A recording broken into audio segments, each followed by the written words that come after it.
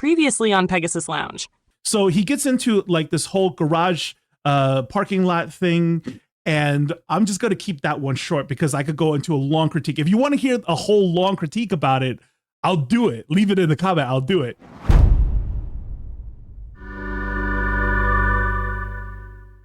Hey, what's going on, loungers? Welcome back to the channel. If you're new here, my name is Mason T, and you guys already know exactly what this episode is going to be about. Now, I never want to misrepresent what somebody had originally said. So for that reason, we're going to listen to the parking lot analogy in its entirety right now. The parking lot analogy. The parking lot analogy is this. If you owned a parking lot in downtown, next to the courthouse, next to the opera center, next to the amphitheater, you own just a parking lot. And every single day you charged $5 for every car that parked. And if you park 100 cars per day, you will make $500. 100 times 5. Now, if you can get those cars up out of there, and in the same exact parking lot, you could park 1,000 cars. Instead of 500, you will 10 times your money because you are parking more items in the same parking spot. And it's the same for us. If I can fit 500 pallets in this warehouse versus 8 pallets, I will make more money. Okay. So I have lived in both New York City and Los Angeles for many years. So I understand downtown parking garages very, very well. Now, this video is not even about like, tell me you've never ran a parking garage. This is more like, tell me you don't understand how parking garages work without telling me. Or you are retrofitting this analogy to try to make tangible goods work, Okay, so essentially what are we doing here? He's trying to use the parking lot analogy to explain selling tangible goods in e-commerce. But what is a parking garage essentially? It is short-term property rental. What do you think of when I say short-term property rental? You think of like an Airbnb or something, right? So if I said, hey, I'm going to use this analogy of an Airbnb to explain how to sell iPods on an eBay site, does that even make sense? How does that even correlate? Like, it's so decoupled from each other because a parking garage is a service while we're talking about selling goods. It's not going to work whatsoever. So let's break down exactly why it doesn't work, right? Number one, the product inside of a parking garage is the space that's underneath the car, not the cars that come in. The cars that come in is the customers that is pretty much already in the bag, because why would they show up and get in line for your parking garage if they didn't already want your service? Versus when people come in and out of a brick and mortar store, they could be window shopping. It's completely different, right? Every single item that you sell in the reseller space needs to be, a demand needs to be created for it, right? It has to have some demand, have some hype, or it's not going to sell. And that demand and hype has already been created for you by the original private labeler who started the item, such as Levi's, Carhartt, Sony, whatever. Because when people are buying stuff in this space, they're specifically looking for the brand and the model. If it's not a Lululemon, I don't want it. If it's not the iPhone, I don't want. People are looking for that specific stuff. Versus when you're talking about a garage here, okay, people are trying to get as close as possible to the fine dining, to the courthouses, to the amphitheater, wherever they're trying to go. With New York, a lot of people are going to those Broadway plays. So the thing is that they have to use your space because it is the closest to where they're trying to go, as opposed to the next parking garage that may be 2 or 3 blocks down. Now, what are you offering here? You're offering an instant relief to something of a dire need, right? So they're definitely going to pay you for this. You could pretty much gouge prices for this because it's better to pay your parking garage stuff than to pay for your car being towed. Now, every single car that's in the parking garage is already formatted in a certain fashion because you have to paint the lines on the ground. Why? Because every single car that comes in, you don't know what size the car is going to be. So it has to be a certain standard size. We can't just go ahead and paint every single parking space into compact in order to fit more cars, because what happens when a larger car shows up? We can't paint the spaces where we need to move the traffic to maneuver the cars either, because then how are you going to move the cars in and out of the parking garage, right? And then the parking garage, the whole pricing structure is just way off by saying like, hey, we charge $5. Why would we charge $5? What if he parks there for the next 3 days? You would you would have to charge every single car maybe an entry fee, and then on top of that, an hourly fee. And the name of the game for a parking garage is all about no vacancy, because if there's no car parked in my parking space right now, then I'm losing money. If a car is parked in the parking space, then I'm still making money. So I really don't care about rotating that many cars in and out of the parking garage. And every single area has a different setup for this reason. If the area is semi-busy, it will most likely be like some kind of like self-park type of setup, right? Where you would pay $7 for the first hour and then $3 each additional hour after that, depending on, how they want to charge you hourly. If it was something as busy as Broadway, right? Amphitheater, courthouses, a fine dining area. Yeah, then you would most likely have the valet guys who are running in and out to get your car and then get you out of the way. But we have to pay those valet guys somehow. So therefore, the pricing structure there is probably going to be like anywhere between $20 to $30 per car that comes in first. And then that will cover you for maybe 2 hours. And then you have to pay another $10 or $15 for every hour after that. So the thing is that, these two structures is just completely different. And he's trying to use one to explain the other. I don't like this because you should have just used a better analogy to begin with. Because when you're trying to explain and teach business in this space of e-commerce, this is where a lot of beginners begin. So they don't know the nuances and the exceptions. So if you're going to tell somebody this kind of analogy, but not this, and this is different, and this is different, you might as well have just started off with a better analogy to begin with. Parking more cars in the same spaces, and we can do that with our eBay store as well. All of us have a finite amount of space in our house, in our closet, in our warehouse, in our storage units, and the space is not infinity. We all have a cap. But if we can reach scale and store the most amount of items that we can, a couple of things happen. We are bringing down our cost to store each item, and every single item has a cost to store. If you're spending $100 a month on a storage and you're storing 100 items, it costs you $1 per month to store your item. That is a cost that you incur and directly impacts your bottom line on the profit. Now, if you can store 200 items per month and still pay $100, now it costs you 50 cents per item to store. Okay. This is where it gets really rough for me, because look, most of tech's advice is all very surface level knowledge, repackaged in a way to try to be thoughtful in the business space. Either it's going to be motivational fluff where it's just, like tough it out, go get back in there, keep your chin up, stay positive, or it's going to be stuff like this where, it's under the assumption that people don't know how to manage a closet. Like if you have a closet in a bedroom and what happens? I got like 50 items in there. I still have space for another 50 shirts or something like that. Yeah, then I'm going to use it. I'm not just going to go ahead and, move it to another room, right? People aren't going to be wasteful with their stuff.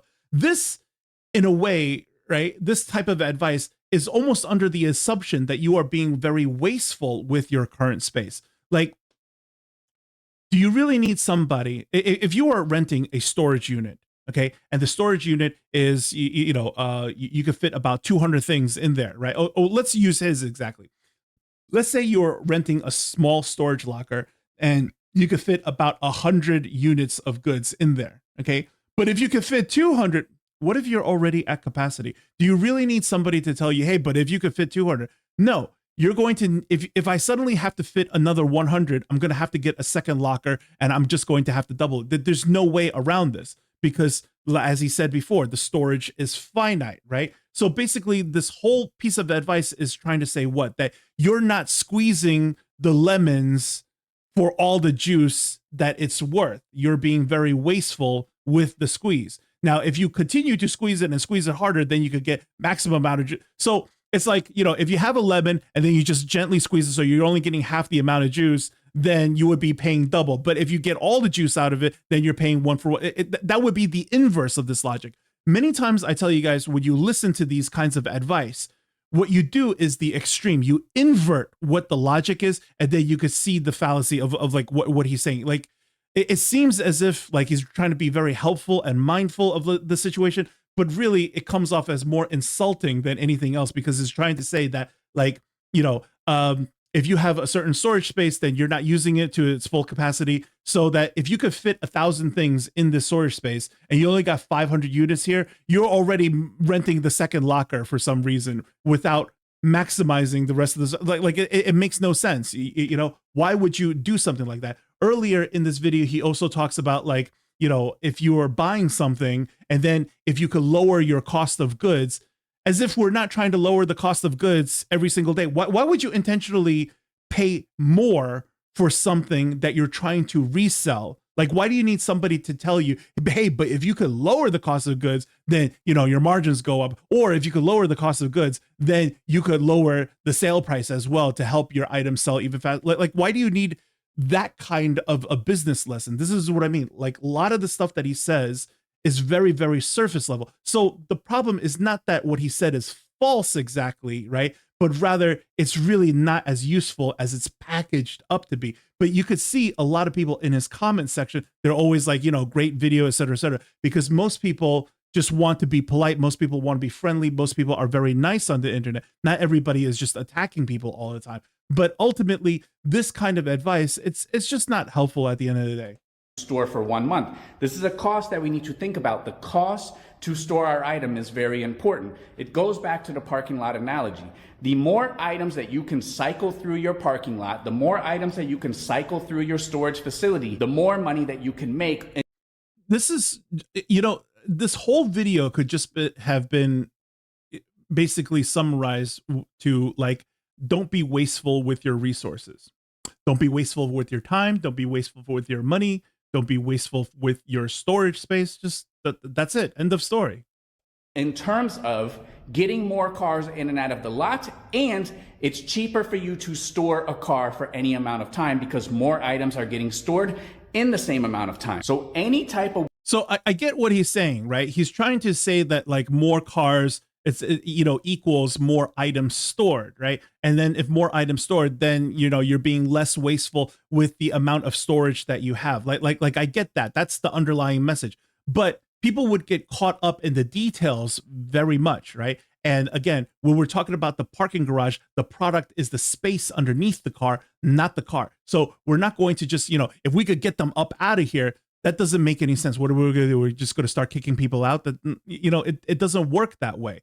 Again, you're talking about short-term property rental of a service versus selling tangible goods. Way that you can maximize your space, you bring every single cost that you incur as a business owner down on a percent basis, which will make you more profitable per piece. Now let's go back and let's say you have an employee.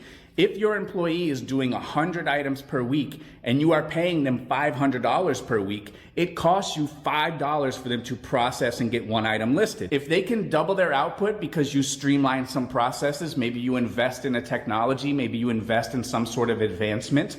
Now, invest in some sort of technology, invest in some sort of advancement. Oh, you mean like this one? Upload your photos and the software will handle the rest. Proper title structure, pertinent.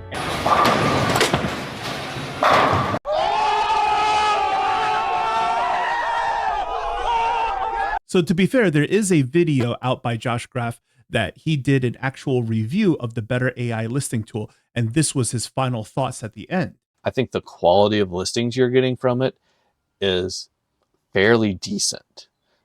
There's definitely room for improvement. Now, I thought what Josh had to say was actually very kind, because despite his final thoughts at the end, these are all the issues that were actually listed in the video. And as we scroll through the comment section over here, you can see that most of the comments that were left on this page were constructively not as kind as comments that you would normally find on Tech's page. Like this one explains that they started watching Tech around February, and they always knew that he had a bigger plan for his audience. And of course, months later, he drops an AI tool. Or this one, which I thought was pretty funny, as I imagined, it's not quite the virtual assistant photo click list experience as it's sold. In a gold rush, sell shovels. DC Gaming says, I could see the only time savings this would have had for me is creating the raw draft, which my VA already does for the same price. Seems like we have a while to go before we can rely on AI to do our listings without supervision. This one I thought was brutal. Seems like tech wanted to get the product out before a big company does and wanted to be first to market. He definitely overpromised and underdelivered. Goana says, this is like hiring a worker you can't trust and have to double check everything they do. I see no value in this product, especially if you're selling used media that requires careful grading and pressing information. This one is a reaction to Josh's review. Thanks. Good to know I'm not missing out. Definitely not ready or worth the money. Kenneth says, it seems faster just doing it yourself. All this is going to do is just flood eBay with even more stuff. Sellers will have to promote more percentages and lower prices. So I want to be clear that just because I do a critique on someone doesn't negate everything about their life, okay? Whether they said good things or if they done good things, that doesn't cancel those things out. I'm sure there are many people when they first started with people like Daily Refinement, TechNSports, Kaylee Elaine, et cetera, have gotten their first beginnings thanks to those people. This is absolutely true. I give them that. But what I'm criticizing is on a case-by-case basis of what they currently said and why they said it. So it's when they start creeping past the reseller stuff, right? You start to listen to what they're saying, and then you realize they are not the business professionals that they claim to be. I don't need to see somebody's bank account. I don't care what they claim their numbers are. None of those things matter. I just listen to what your war stories are. I listen to the numbers that you throw out, and I just crunch them in my head, and they make no sense. In this particular case, you are taking an example of a short-term rental property and trying to retrofit it into a lesson about selling tangible goods online. That is absolutely crazy here. I want to show you another post recently by Kaylee Elaine over here, right? She put this up about 9 days ago, and it says, just a reminder, you could sell anything if these 3 things are true. Number 1, you have a desirable item. Could be a brand, could be a style, could be both. There's got to be a demand for it. Number 2, you price effectively. And number 3, you list effectively. Wow. Really? Okay, so this is exactly what my criticism of her as well, right? Surface level stuff, everyday kind of things, repackaged into some kind of business knowledge. And then, people reply with like, hey, we learned from the best. This is the best information, et cetera, et cetera.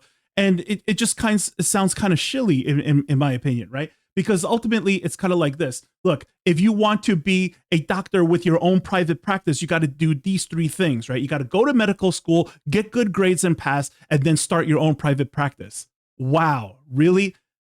Are we not going to get into the meat and potatoes of how to do this stuff? So if I had to give the fellas some advice on how to talk to the ladies, I'm going to say something like, well, number 1, you want to be charismatic. Number 2, be attractive. And number 3, don't be unattractive.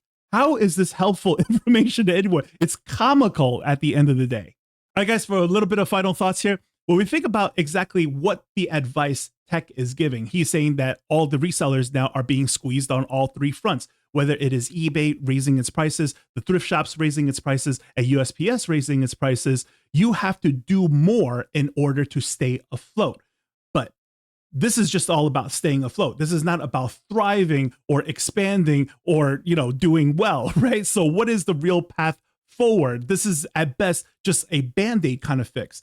And then when you really scrutinize what he's trying to say, who is benefiting the most from this particular advice? I would say the guy who has something to do with all the listings that is going to be mass produced, right? So now coming back and thinking about exactly what the Better Lister AI tool is, who is it really for? I would say it's strictly just for resellers, because only in the reseller workflow are you putting up listing after listing after listing, because they're all one and done listings. While sellers like myself, who are heavily underrepresented in this field, we really don't put up listings as often as what people think that we do. I have gone on anywhere between 6 months to 2 years without putting up a new listing, as long as I didn't develop anything new. So the path forward is really more about nurturing good listings, in my opinion. Now, a lot of people have also pushed back with the comment about doing better items. But better items, what does that also come with in that definition? Well, generally, a better item is probably also going to be a little bit more harder to come by as well. And because it's harder to come by, less resellers are selling it, because every reseller item out there is available to the public, to other resellers. So this becomes a scavenge hunt of all of the rare gem finds. Maybe the stuff is not as rare as a $500 flip, but something that you could still sell for a good anywhere between $50 to $150. But still, are you able to consistently bring in enough of those things to both keep your business afloat and make it thrive? That's where it becomes very, very difficult. So I normally recommend that we have to start nurturing listings, right? So either we have to figure out exactly what our sourcing issue is and fix the sourcing issue one way or the other. So either you are sourcing from a wholesaler, some kind of distributor where you could get the same thing over and over again, or you develop your own product in some way, whether you developed it at home or you had some factory support. You now have an item that you could sell over and over again, so you don't have to worry about this whole reseller competition period, let alone listen to advice that's going to just gear you towards spending more money on things like a better listing tool. Anyways, guys, that is the video. I hope you enjoyed it. If you did, please give it a big like. And if you learned something, please consider subscribing. As always, I'll see you guys in the next. Take care.